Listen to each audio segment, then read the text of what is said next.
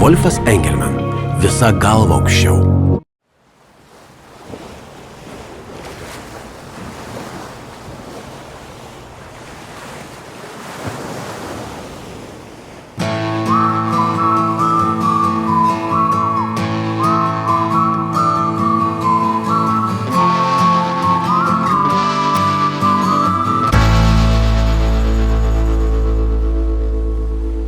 Nuo medinių švertbotų iki modernių lenktyninių jūrinių jachtų, nuo galimybės lenktyninių režimų skersai išilgai raižyti Kuršių marias, iki ribotoje Kuršių marių akvatorijoje įsitenkančio, tačiau dinamiškose sportiškose distancijose vykstančio varžybų formato.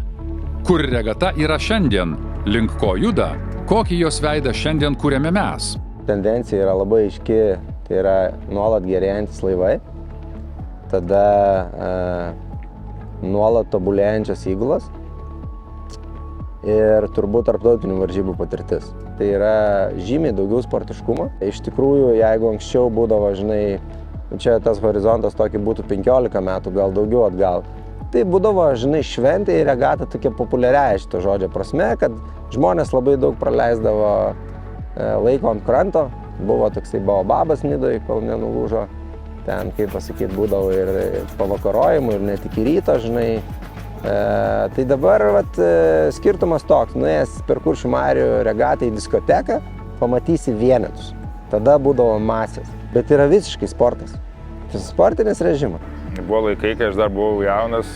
Žinot, kai mes plaukdavom iš vieno etapo į kitą, virdavom bulves, ten kokpite ir valgydavom.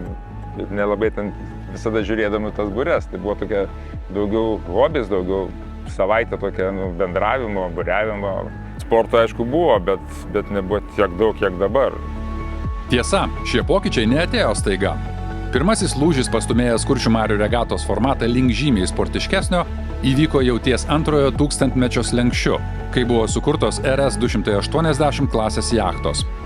2009 regatoje pereita prie rezultatų skaičiavimo pagal tarptautinėse jūrinėse varžybose šiuo metu dominuojantį ORC balą. Dar vienas didelis žingsnis žengiamas, kai Lietuvoje susiformuoja tarpusavyje itin artimoje kovoje galinti varžytis X35 klasės laivų grupė. Pirmieji šios klasės laivai įsigyja Extreme komanda su kapitonu Aisčiu Kalanavičiumi, antri 4 vėjai su Adomu Janulioniu, tuomet Nida 3 su Arūnu Burkšu, Tegu su Jurgiu Janulioniu bei Cool Water su Raimundu Šiugždiniu. Įsigijus konkurencingesnius jūrinius laivus, šios įgulos ima drąsiai startuoti ir semtis patirties pasaulio bei Europos ORC čempionatuose. Sportinė kova motyvuoja atsakingai ruoštis kiekvienoms varžyboms ir nuolat auginti savo meistriškumą. Kova vyksta ir ant kranto. Iš principo tu planuoji, ruošiesi, tu sertifikate matai tokio pat praktiškai laivo kitą balą ir tu turi galvoti, kodėl tas balas yra geresnis. Ir tai yra galybė dalykų. Įgulos svoris, laivo svoris, būrių dydis, kokios būrės. Iš principo, kaip Formuliai 1, ar ne, yra labai daug taktikos, tai šitoj vietoje tu praktiškai mokaisi ant kranto. Būna, kad tu, pavyzdžiui, 1 sekundę laimi arba pralaimi. Ir tada tu visą dieną realiai prasuki filmą, ką tu padarei blogai, kad praradai tą sekundę. Kuršių marių regata augančiam jūriniam laivynui tampa pagrindiniu treniruočių poligonu ruošiantis pasauliniams startams. Buriuotojams norisi vis platesnių horizontų, atidžiai sekamos pasaulinės lenktyninio buriavimo tendencijos, kurios pritaikomos ir čia, namų akvatorijoje. Pastaraisiais metais Lietuvos jūrinio laivyno flotilę papildo dar naujesnės, šiuo metu pasaulyje dominuojančių konstrukcijų jachtos Neo 360 klasės Dija bei 2 Italija 1198 klasės jachtos Arabella ir Rino.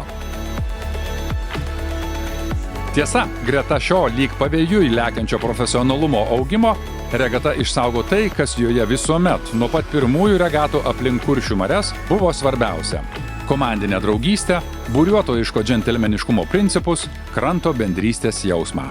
Geras vaibas, gera dvasia, tau reikia bet ko, tau reikia pasimatuoti vantus, tu gausi įrangą, tau reikia kažką susiremontuoti, tu gausi iš konkurento. Ta prasme, yra tokia labai gera bendruomenės dvasia. Tau visada padės ir padarys viską, kad tu sustartuotum. Aš manau, kad ta Kuršių marių regata tai tiesiog yra tai, kas vyksta kiekvienais metais ir tai tu priimi kaip duotybę tiesiog. Čia nei planuoti reikia, nei neplanuoti. Tiesiog žinai, kad vasaros pabaigoje Kuršių marių regata. Tai kaip nauji metai, tarkim, normaliems žmonėms, arba kalėdos, arba tiem gimimo diena, žino, kad tu turi gimimo dieną kažkokią datą, tai čia kaip ir savaime aišku. Tokiu būdu kuriama ir puoselėjama kiekvieno iš mūsų pastangomis, jau daugiau nei 100 metų skaičiuojanti Kuršių marių regata drauge formuoja ir augina mus pačius, mūsų patirtis, meistriškumą, vertybės.